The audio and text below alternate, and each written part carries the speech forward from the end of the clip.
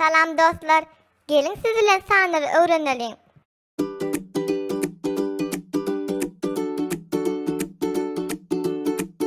Bir,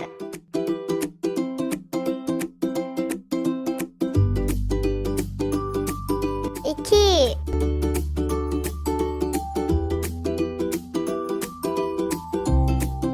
üç,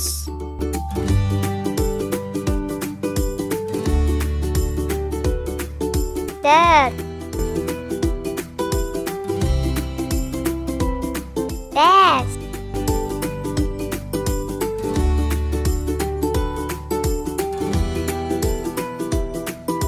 altı,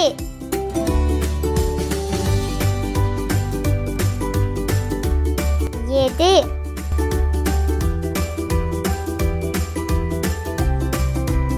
sekiz,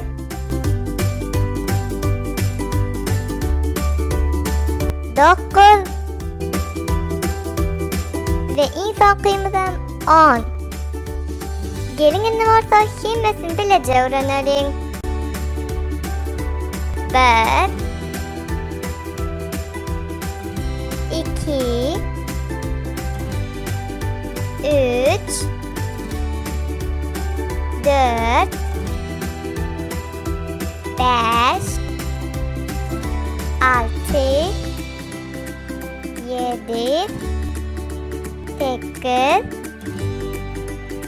9, 10. Ne varsa iyiciklen sanalyň. 10, 9, 8, 7, 6, 5, 4, 3, 2, 1.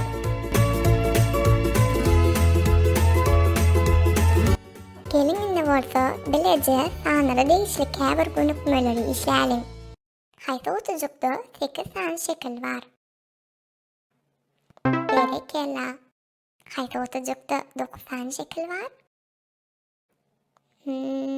Doğru. Hayta otucukta 5 tane şekil var. Berekella. Doğru.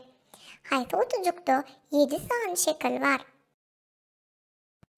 Ören doğru.